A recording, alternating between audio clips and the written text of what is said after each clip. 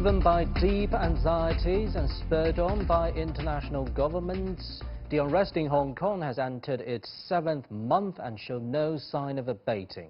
Two controversial Hong Kong-related bills were recently signed into U.S. law, complicating the city's position and further straining China-U.S. relations. As Hong Kong suffers social and economic upheaval, what are the most pressing issues to be addressed? When the city's leader Carrie Lam arrives in Beijing for her annual visit this weekend, what advice is Beijing likely to give her? And most importantly, how will Hong Kong weather this turbulent storm? To discuss these issues and more, for the first half, I'm honored to talk via satellite to the Honorable Regina Yip Lau Sui, a member of the Legislative Council. For the second half, I'm joined in the studio by Professor John Gong from University of International Business and Economics and Mr. Ina Tangen, our current affairs commentator. That's our topic. This is Dialogue. I'm Pan Dong.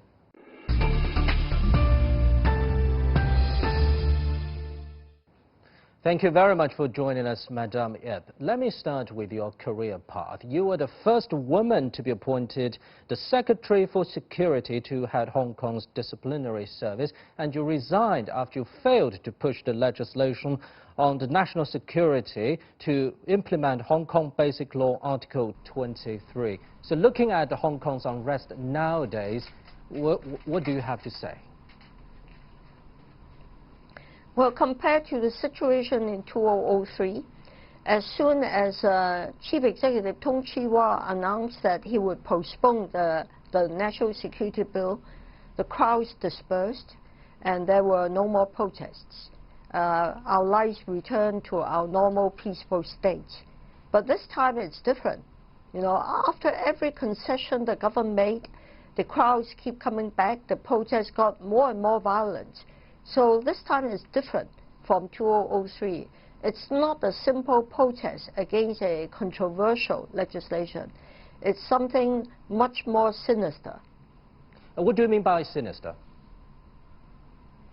Well, you see, although the number of peaceful demonstrators have declined, the level of violence has increased and highly dangerous weapons have been discovered.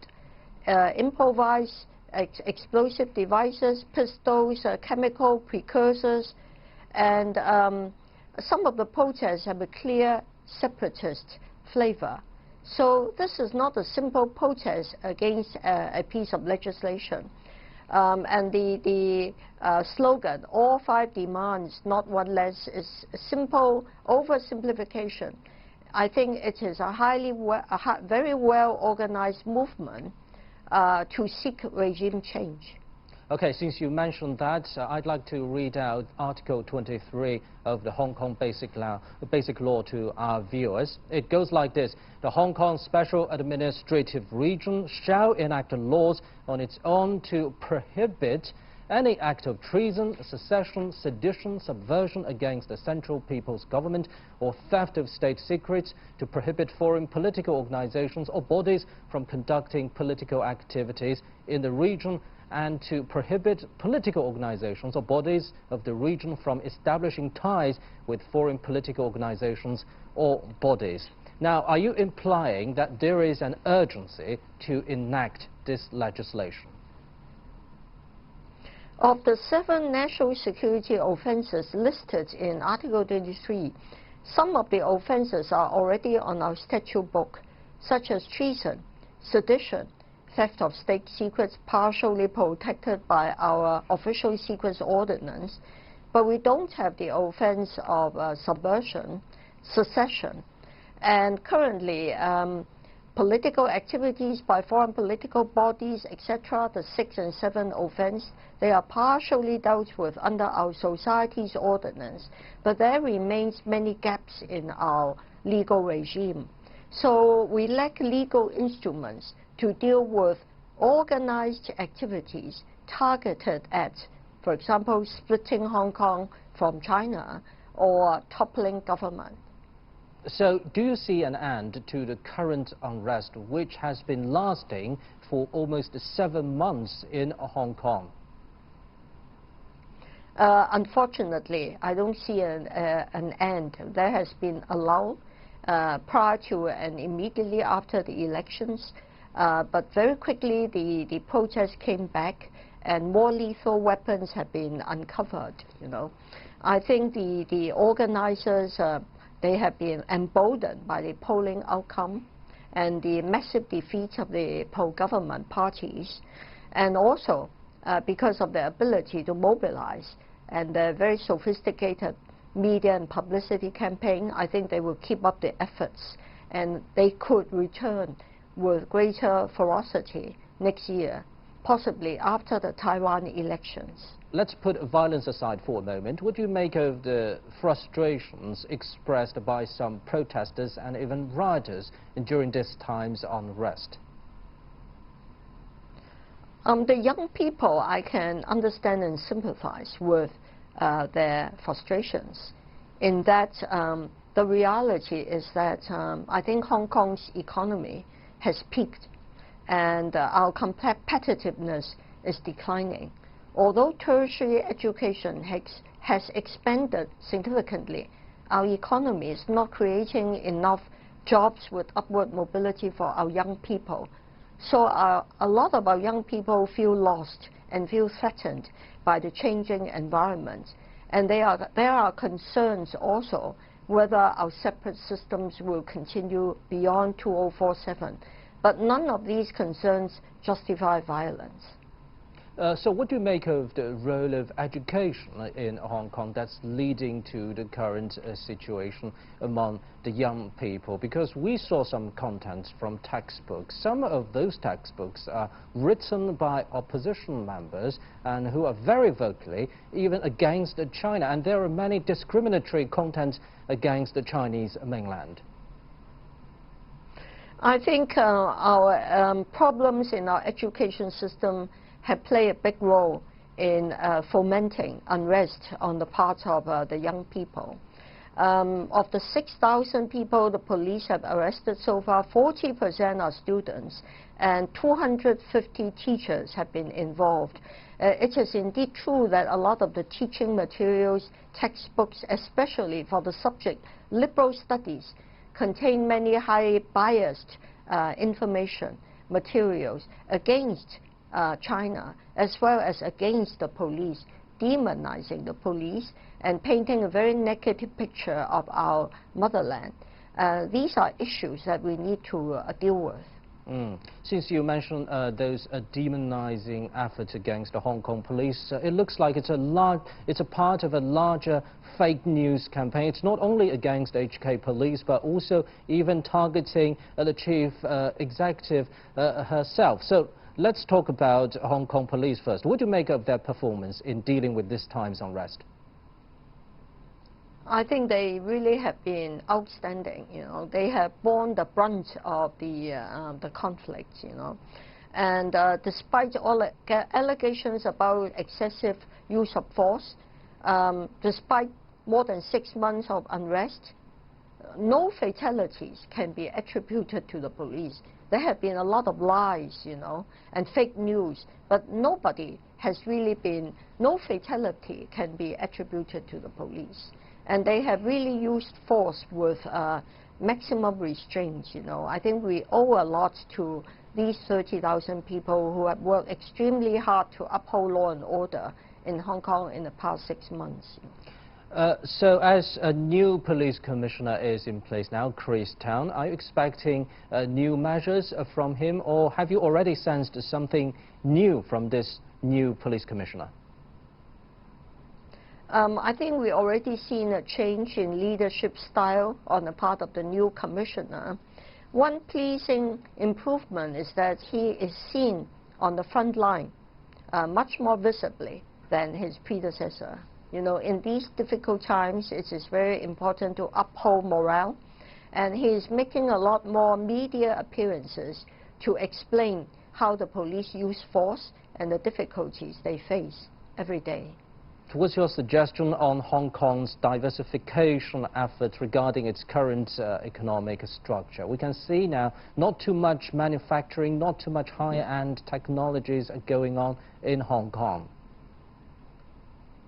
I think we can't go back to manufacturing. We don't have the land, we don't have the labor, and our young people don't like going back to, manufacturing type of work, you know. And on high tech, I think we are making a very late start. We lag behind Shenzhen, Singapore, and a lot of neighboring cities. I think we have to focus on what we are best at, mainly financial services, medical technology, and I think we must preserve Hong Kong's most unique advantage within the nation, and that's our common law legal system. Do you think it's also time for Hong Kong to focus on the national strategy of Greater Bay Area, because the infrastructure has been down? And let's face it, there's direct high-speed train link between Beijing and Hong Kong, and this massive bridge connecting major cities in the Greater Bay Area. No mentioning the government's preferential policies for Hong Kong residents in this larger area. Do you think Hong Kong people really know about all those measures we just mentioned? They know about these measures, but they haven't grasped what the Greater Bay Area can truly bring to Hong Kong. From my point of view, I think the GBA can bring to Hong Kong what we don't have, and that is, number one, a big market, because Hong Kong is a relatively small place, you know. Our market is very limited. The GBA is a vast market. And it can also bring us the resources that we don't have: land, talent, collaboration in technological research and innovation. I think the strategy must be to leverage the strengths of the Greater Bay Area, the mainland, and Hong Kong's unique systems, so that we can create together a more innovative and more vibrant region with higher growth. I think we can all benefit from the synergies. So, since we just discussed that, how would you engage Hong Kong's younger generation, or even some protesters, not radical ones, playing protesters, to, you know, persuade them, convince them that your city will have a better future than this? I think the government must must launch a much broader community engagement program to involve the young people, you know, on television, in social media, town halls, whatever, to explain the benefits, the strategy to them, and also to allay their fears about the inability to compete in the Greater Bay Area, to launch specific job matching programs to help them settle and try and their opportunities in the Greater Bay Area. Thank you very much, Madame Regina Ip Lau Sui, a member of the Hong Kong Legislative Council. You're watching Dialogue on CGTN. Stay with us.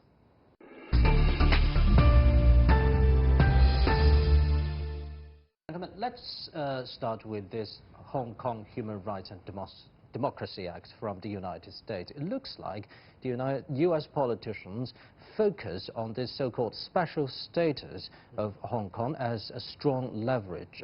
Professor, tell us what this special status, how important is this to Hong Kong's current trade status in the global system? It's very important because that clause means that Hong Kong enjoys a separate status. In other words, it enjoys a separate set of tariffs and other trade-related provisions specifically designed for Hong Kong. It's going to be different from China, and from a trade perspective, it's a little bit more of a favorable conditions from a trade perspective. And a lot of China's trade with the outside world actually go through Hong Kong. Hong Kong is being a place for transitional trade. So in that aspect, there's a lot of jobs created in areas of financing, transportation, insurance, and trade-related services industries. So that means jobs for local economy. And without that, Hong Kong's special status, economic status, would be very much in shambles, in my opinion. So I think it is very important for Hong Kong. Well, yes. I see it much more from a reputational point of view and also from a geopolitical, you know, this decoupling that's going on that Donald Trump wants to effectuate. This involves Hong Kong. Hong Kong was always a swinging door between the East and the West and going both ways. They used to have the logistics operations at the port used to be one of the leaders in Asia. Now it's rapidly going down. This law really affects mostly this area of manufacturing and trade coming in and out, terms of origin and things like this. So I don't know that it's going to make a huge amount of monetary, but there are going to be jobs lost. And this is a situation in Hong Kong which is now becoming dire. You're talking about a lot of people who are being thrown out of the service sectors. You know, restaurants, entire chains have closed down. Sounds like you're very sure that the United States will, in the near future, weaponize this leverage. Well, they're weaponized. Now remember, this leverage is something that was given by the United States. It's a special trade status. It is not negotiated. It was something given to Hong Kong, mostly not out of a gift to China, but simply as a way of helping American corporations who are dealing between Hong Kong and China and the U.S. So what they're really weaponizing, though, is the support for it. I mean, because behind this idea, they're pushing this idea that they're putting sanctions on Hong Kong because of some bad actions by China, and that is completely incorrect. What they're doing is part of this 360 degrees of pressure that they want to put on in order to exact political and economic concessions from Beijing. In terms of weaponizing this trade law, I think there's one provision in that act pertaining to the treatment of law enforcement officers in Hong Kong, right? They're saying if you don't meet certain standards, if you infringe upon human rights and blah, blah, blah, you are going to be subject to what's called asset blocking. In other words, your assets in the United States can be confiscated, your visas will be denied. I think that is clearly in my opinion, that's clearly interference into Hong Kong's internal political affairs. You know, no country in the world will come up with something like this to treat people in Hong Kong differently,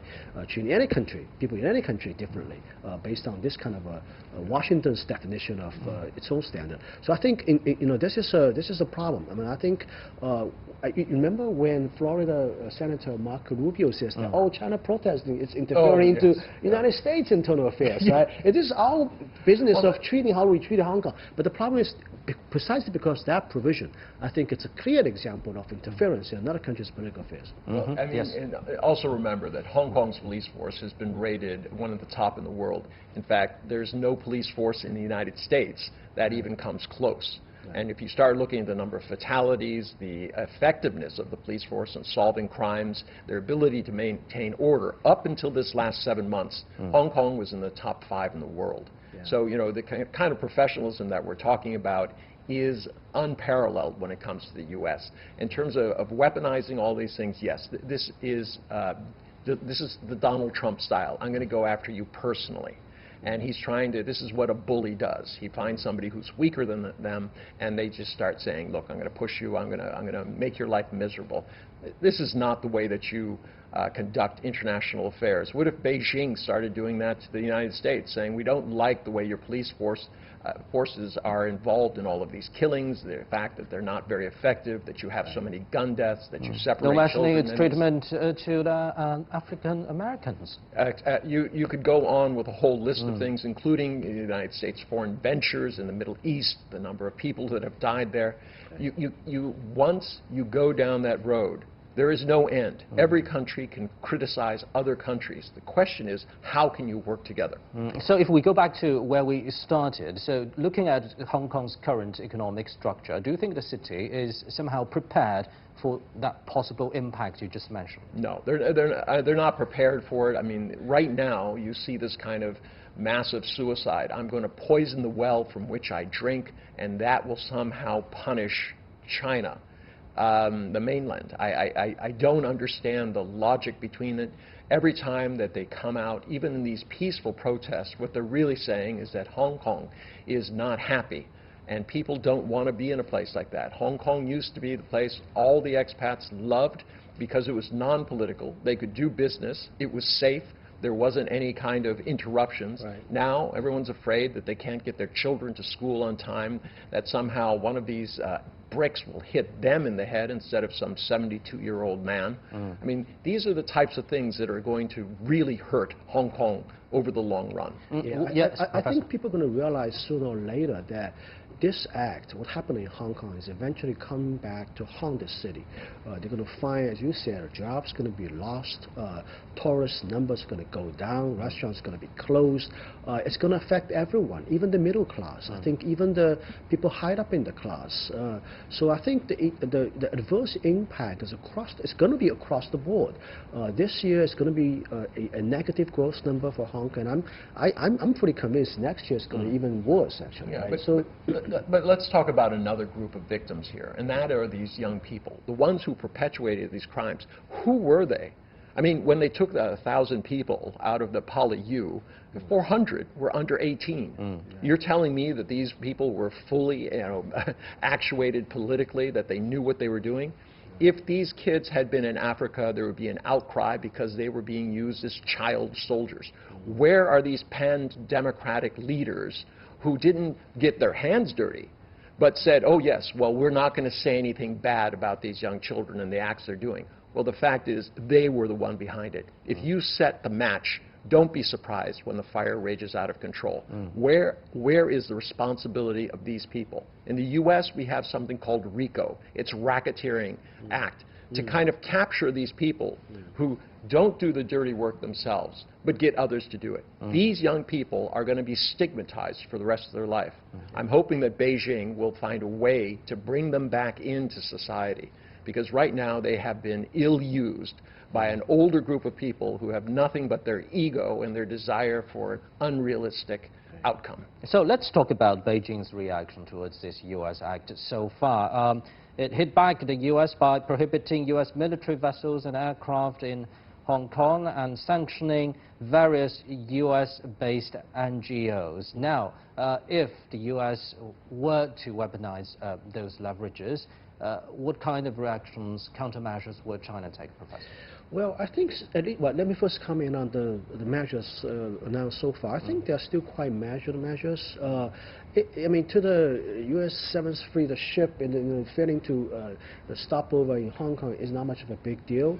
I think it's not going to cut deeply into the United States' interests. And I also want to add that I don't think it's in China's interest to escalate.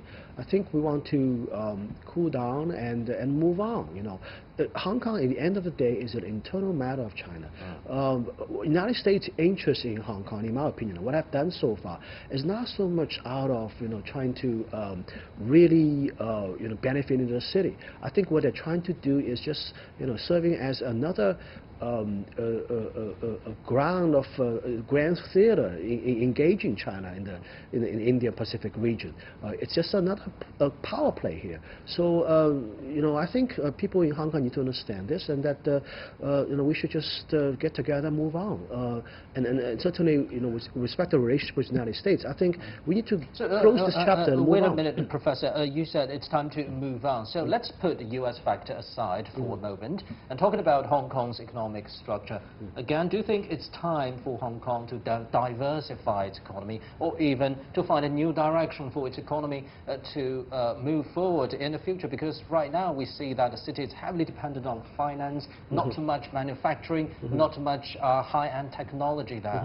Well, this has been the previous two administrations been trying to do, actually, trying to diversify into other areas of economic growth for the region, not solely relying on real estate property and finance and these things. And I think in that regard, first of all, you need some political consensus within the city. Second, you need very much China's help, actually, China's cooperation. Integrating Hong Kong into the bigger Bay Area economic development. The national strategy on the big, Greater Bay Area is right. Really there. But I think at this point, right now I think the first priority is just to stabilize things, to get over these political turmoil. Yes, but how? Yeah, but, let me address that. Look, there's a major shift going on here that with decoupling, Hong Kong's traditional role as an in-between the East and the West is going to go down, regardless of what happens in Hong Kong as we speak. Right? It was going to go down because of this rivalry. So what is Hong Kong's only alternative? Exactly. Get more involved in the Greater Bay Area, be part of this new emerging economic powerhouse which is serving the rest of China. They do have a lot of expertise in the finance area, assuming that some of these expats and Hong Kong people stay. They can serve a role there. But that means, exactly as you said, that they're going to have to cooperate with the mainland. They cannot be throwing brickbats and saying that we won't speak Mandarin because it's not our native tongue. There has to be some give at some point. Otherwise, economically, it's a very, very dire picture. And talking about power play, it's not only about between major powers in the world. I do think it's also related to power play in U.S. domestic politics, because we can see that liberal media coverage from the West on Hong Kong is highly synchronized to the liberal forces comeback in the United States. Well, okay, there's a number of parts to this. We can talk about the NED, the National Endowment for Democracy. All right, this is a group started during Reagan's time because they got caught secretly trying to destabilize countries and push what they called democracy. So they decided that the easiest way is to make it public. So they created this entity. It's funded by them. This is the group that has been pouring money into Hong Kong for these gas masks, for the all the rest of this stuff, along with a couple of other NGOs. And this is what China did. They said, we're banning them and we're going to go after them. And it's right, they should. If you start looking at the background of these organizations, where they have been, how they have promoted the use of violence in demonstrations in many theaters, causing the fall of governments in everywhere from South America, Africa to Europe. So this is not, things. The second part of this area of where they're trying to, the politics of this is everything that is happening now is about the November election. All right, the Democrats. District council elections. No. In the U.S. U.S. Right. What's happening? The Democrats did not want to be set up by Donald Trump as the weak on China group. So all of a sudden, they're passing through without any objections, massive majorities, the whole House versus one, saying that, oh yes, Hong Kong's an issue, Xinjiang's an issue. I'm sure Tibet will be added on later. Taiwan has already been included. So what do you have? Four-cornered attacks. What are they doing? They're setting themselves up. The Democrats, Pelosi, is setting themselves up as the tough on China.